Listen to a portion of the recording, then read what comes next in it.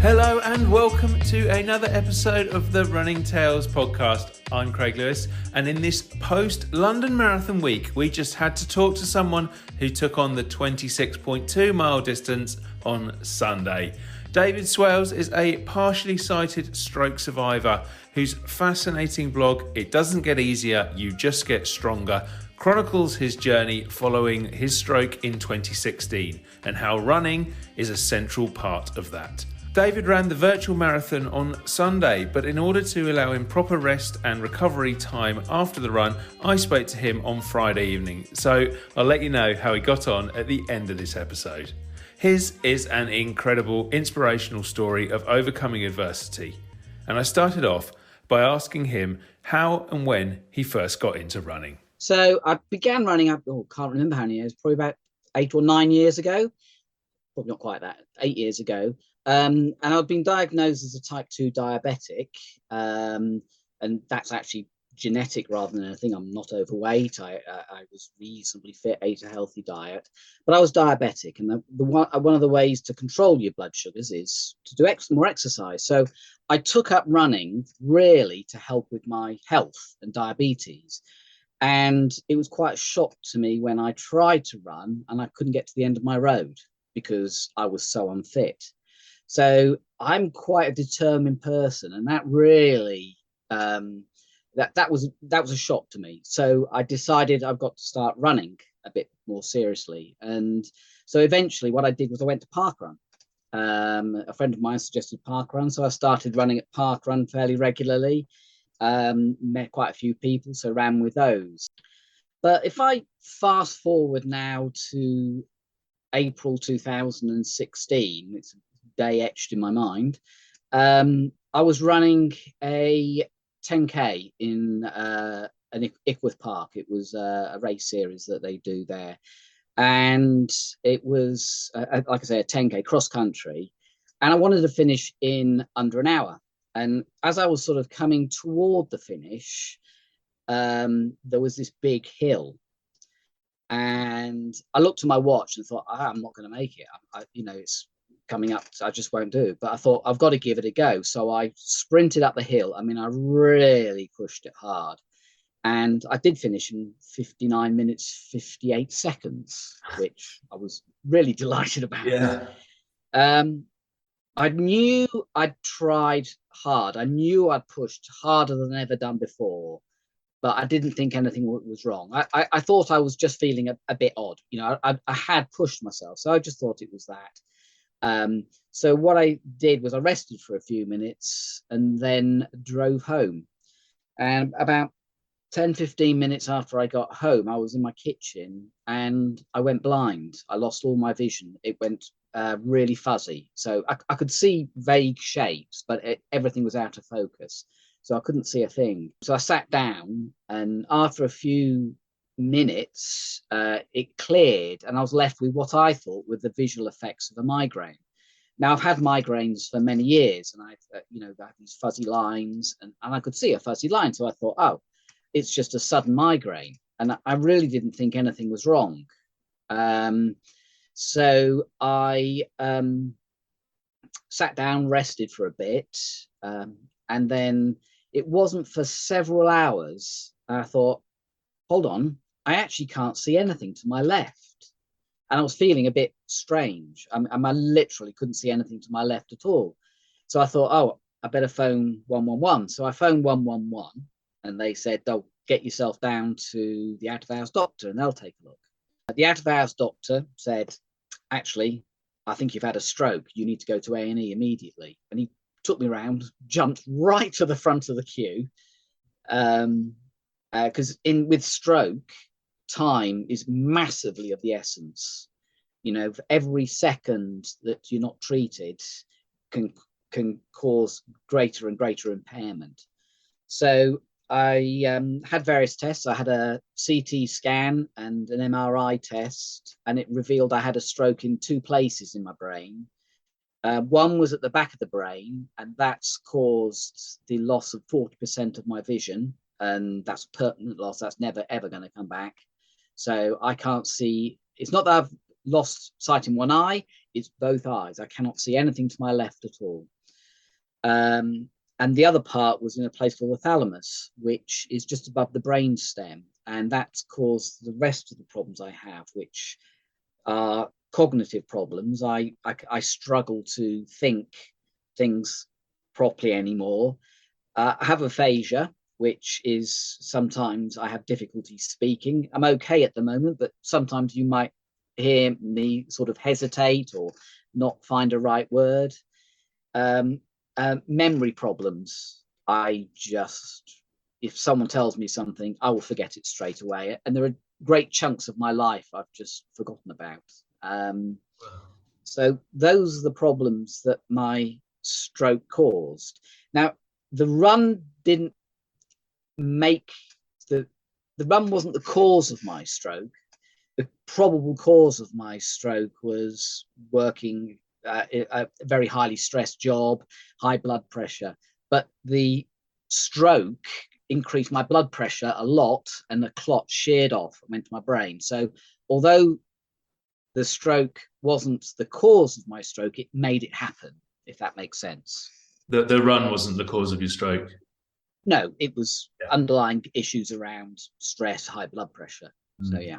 No, that's really interesting, and it's kind of answered one of the questions I was about to ask, which was having gone through that, having been quite new to running and doing it to make yourself more healthy. I was going to ask whether you might have come out of that feeling quite resentful towards running, but I suppose being told actually it wasn't the running that did it would have helped that. Well, that's an interesting question, because the point that people have told me, a clinician told me, was if you hadn't have had the stroke that day, you would have had it another day. So yes, it was going to happen. The run made it happen. Do I feel resentful? I don't think it's resentful. It's sort of like, I've described it as, and I think I've described it, I've written a blog, and I've described it in a blog as about having a personal relationship with my stroke. It tried to kill me. And so it's like this constant battle I have with my strokes. Every day I try and do better than my stroke. Some days my stroke affects my life more than others. Sometimes I can't talk properly. Sometimes I can't think straight. I really can't do anything. But I battle against this struggle. And every time I sort of do things like run, which is sort of almost like, poking the tiger. For me, it's like poking the tiger. I had a stroke after running, and I keep running, trying to be better and better. Is almost like poking a tiger. You dare give me a stroke again, and that's what it feels like. It feels like a bit of a struggle against my stroke to try and beat it. So I do have this sort of love-hate relationship with running. So I can't hide from the fact that when I run, I do think about, if I push too hard, will I have a stroke? It's never too far from my mind. And about a year and a half after my stroke, I had a mini stroke again after another run. So it's sort of, I'm a bit of a mug really for it. I keep running hard. But I mean, I didn't start running straight away. I think I waited about 8 weeks, and then I did parkrun. And to be honest, that was a mistake. I just felt so bad after it that I stopped for several months. But then I picked it up. Parkrun is a great community for support. When I finished my first run after my stroke, all my friends were standing at the finish tunnel, clapping me in, cheering me in. And, it's great it's a great community. So I'm forever grateful for Park. Was there ever any thought of, I sort of enjoy this activity, but it's not for me, it's too dangerous, whatever another word for me, I'm just not going to do this? Yeah. I mean, I have to admit, it's not the safest thing for me. 2 reasons. I am partially sighted, so I can't see anything down low. So I have to be very careful if I'm running through wooded areas. I have to be careful on roads. And also because I have a cognitive problem, and quite often that manifests itself with not thinking properly. So I will do things like, once I saw a car indicate. Well, actually, I thought it flashed me. So I ran out in front of it and it was indicating. So he had to screech to stop.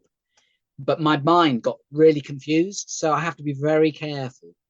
So if I'm having what I refer to as a fuzzy day, I might do it. I might go on the treadmill as opposed to run, or I'll run with a friend, and they'll keep me safe. I've got very good friends who will keep me safe when I'm running. And if I do a race, I always have a guide runner, because it particularly at the start, it when you can't see basically half one side, people cut in.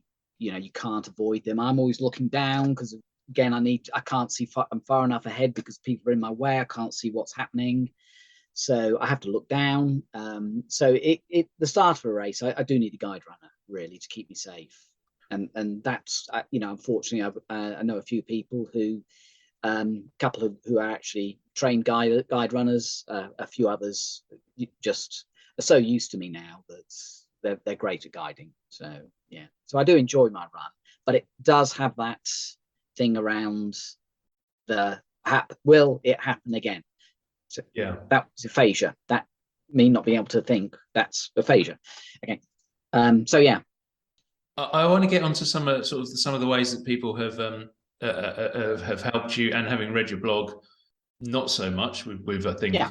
some people who are friends before. But I guess there's a really obvious question I wanted to ask first, which was, you must really love running to continue to do it. What is so special about running?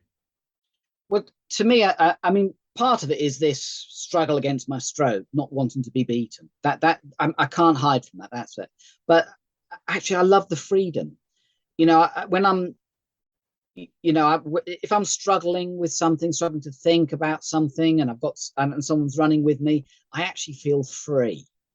I get a sense of freedom. I mean, and it's great. It's great that I can feel that I'm able to run.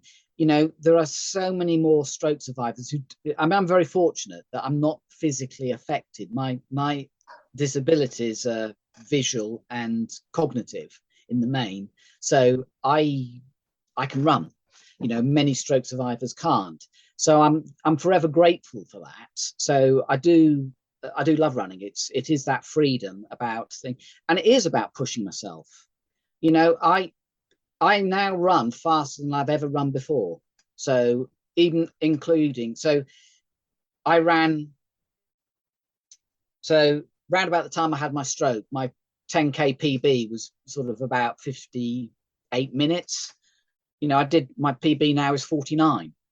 And on Saturday, I ran my fastest ever park run, So I'm, I am sort of constantly trying to improve. And I think it tries to show people that actually having a major illness, it's not really what I mean, but as a stroke doesn't mean your life is over. You can still achieve great things. And I've done some great things. I mean, I ran the London Marathon. I've done quite a bit of public speaking. So and talking about my stroke and telling people about the symptoms of stroke and how to be, just what to look out for. So I've done a lot. It's been a great. I've done things I wouldn't have done if I hadn't had my stroke. So for that, it's a bit strange, really. Almost that my parts of my life have definitely improved since my stroke. I was sort of gonna ask that. It's a weird question, but because you wouldn't wish it on anybody, but is it almost that there's little parts of you which have become better and parts of your life which have improved bizarrely because of having a stroke? Absolutely. I mean, it certainly has. I mean, I can't say that it's improved all my areas of life. My vision's rubbish and my memory's rubbish and all those sorts of things. But another thing you mentioned was about how people treated me, whether they treat me differently. And it is interesting because you get a lot of people saying things like, oh, yeah, I know someone who had a stroke. They're fine. Well, actually, that's great if they are, but that is not everyone's experience. And people someone once told me, once you've seen one stroke, you have seen one stroke, because every single stroke is unique to one person. My disabilities and the way I'm affected is totally different from the way other people have experienced stroke.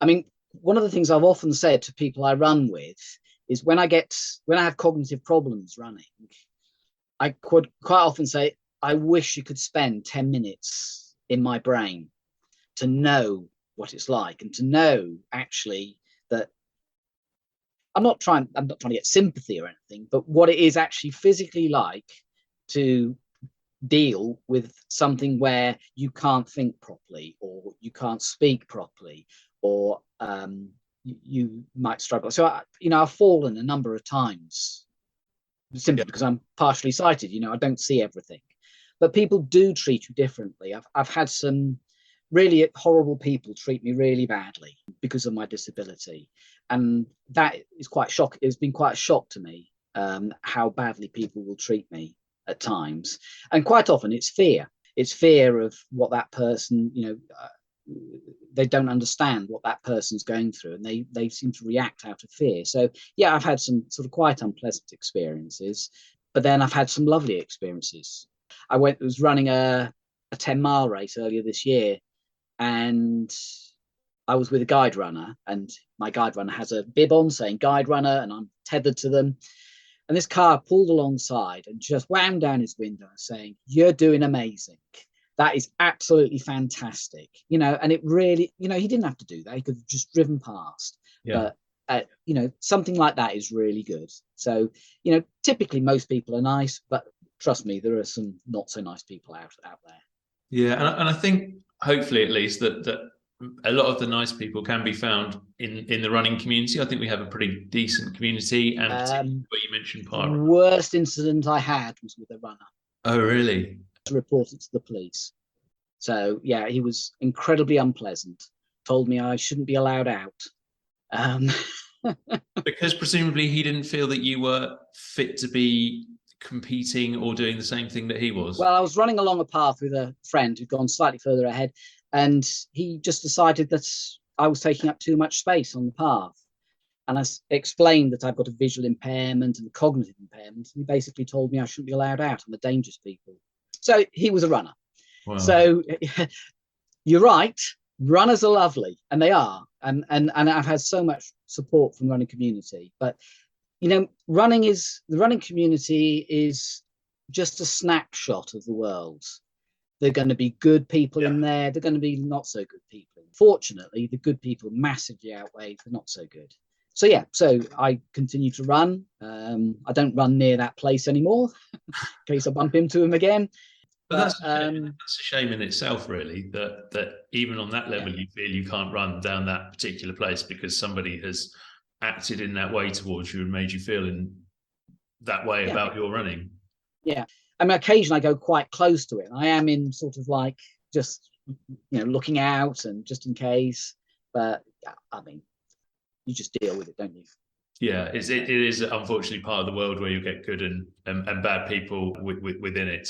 One thing I saw on your blog, which I thought was quite interesting, was around how people might approach you in terms of how they might preconceive someone who has a stroke to be, potentially, the lopsided face and things like that. Yeah. Or not to be able to, we're having a conversation now. I know you've had a couple of sort of moments where you've gone, oh, I've forgotten, but generally it's been good. Yeah. Yeah, exactly. But it be sort of mentioned sometimes you're having to work twice as hard to present that.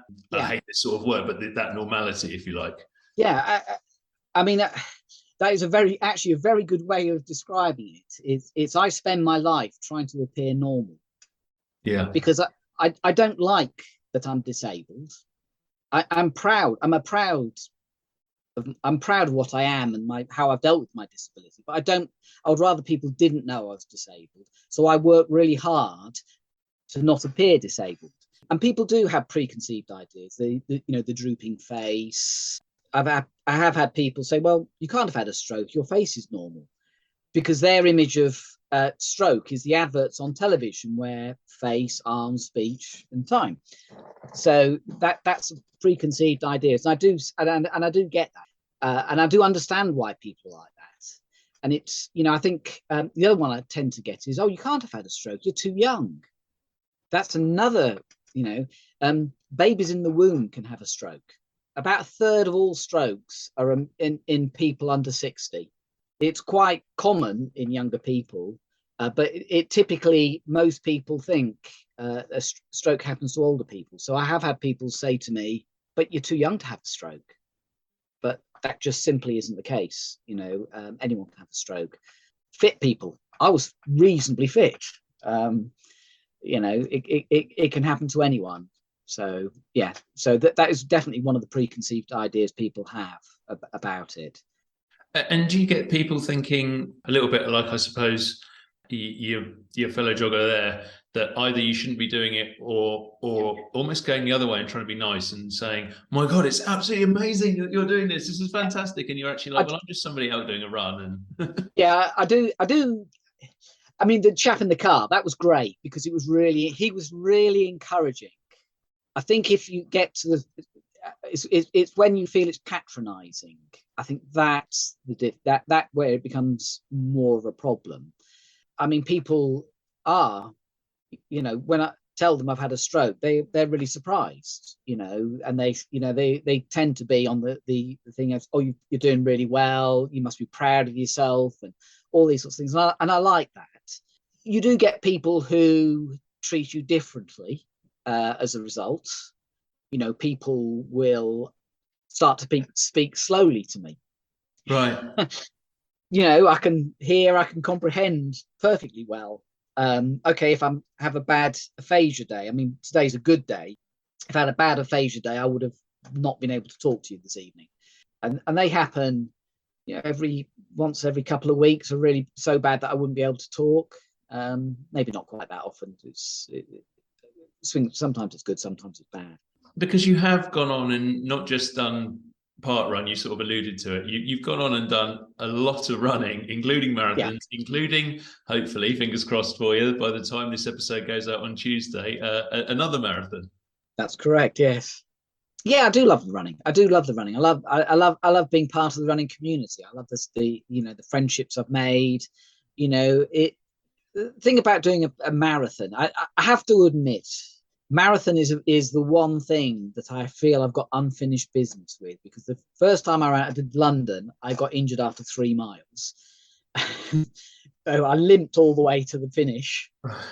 And then the virtual London last year, and about 3 months before, I damaged my Achilles. And so I hadn't run for about 2-3 months before I did a marathon, which is not ideal. So this time I'm a bit better prepared, although I have to confess I've not done too many longer runs. I've just not had. The summer's been very hot, and it's been difficult. It's been difficult to get people to run with me at times. So I've not done as many longer runs as I hoped.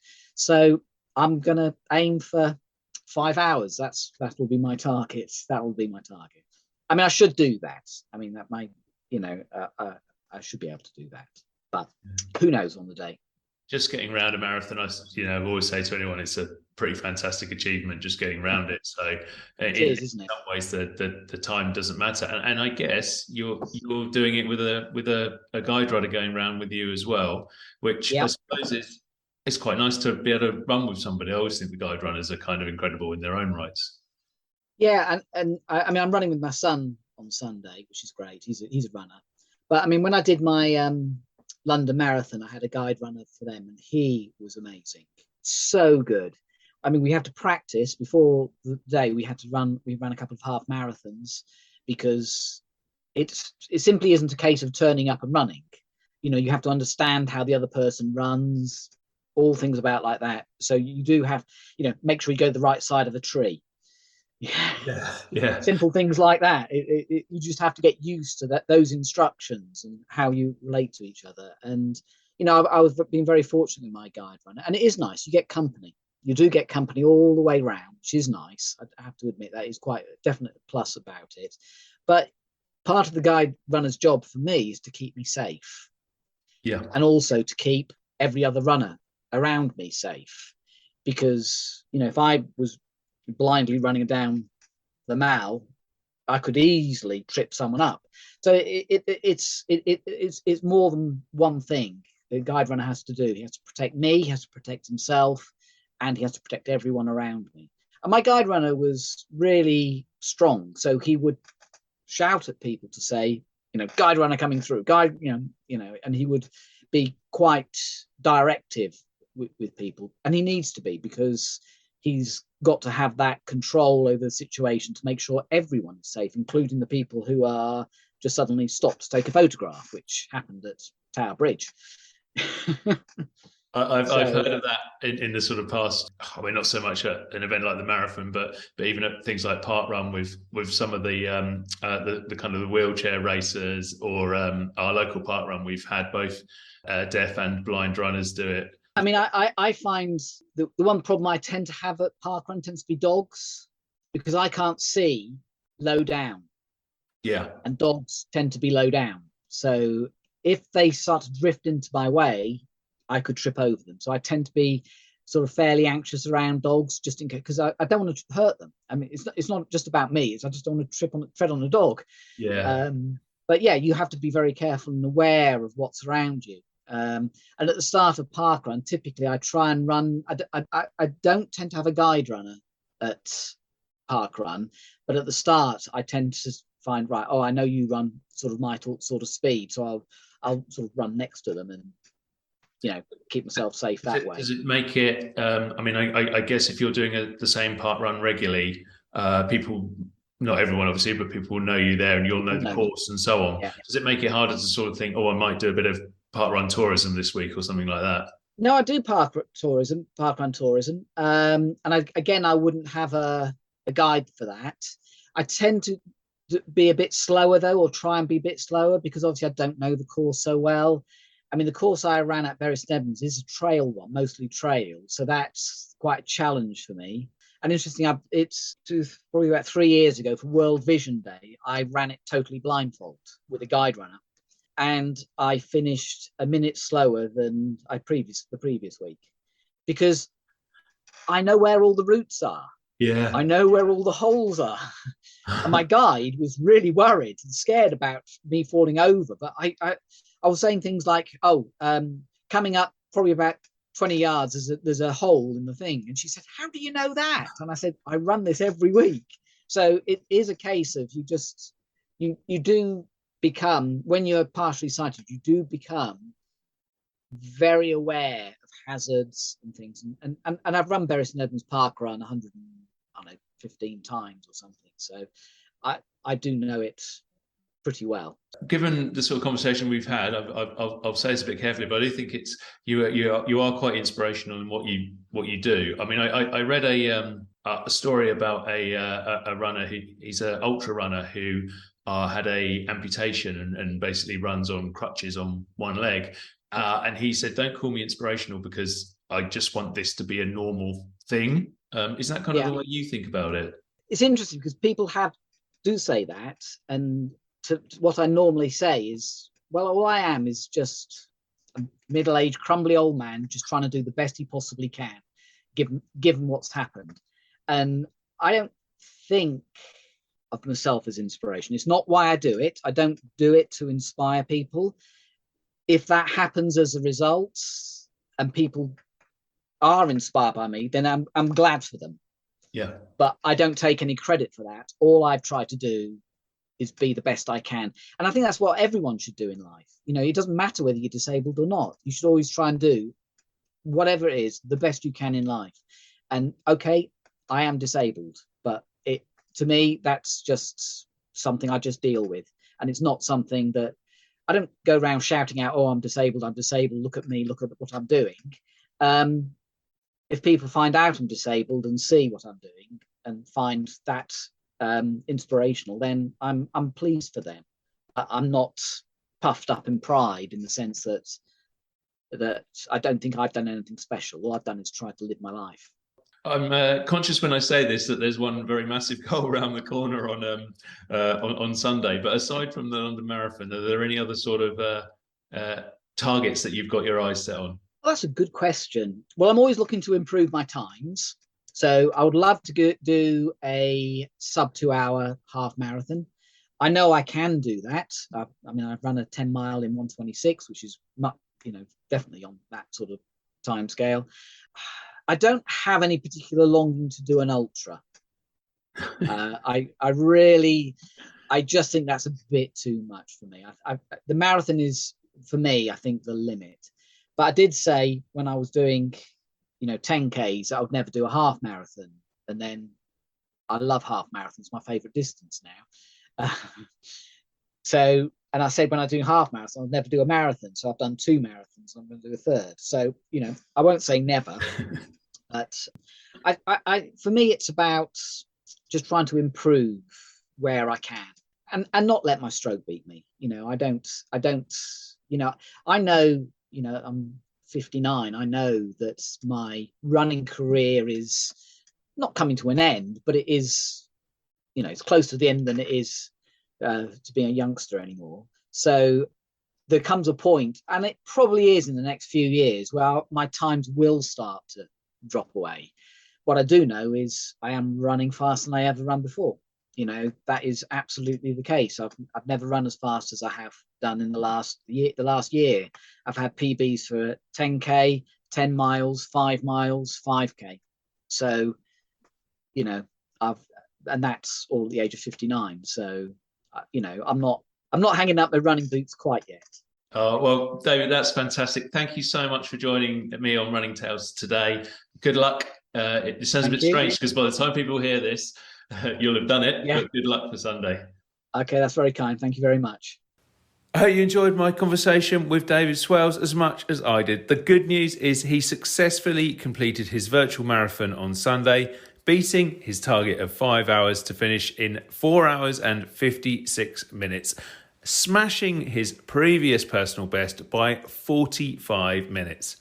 If you've enjoyed this week's episode, please give us a review and rating wherever you listen to this podcast, and tell all your friends how great we are, and make sure, most importantly, that you come back here next week for another inspirational running tale. Thanks for joining us.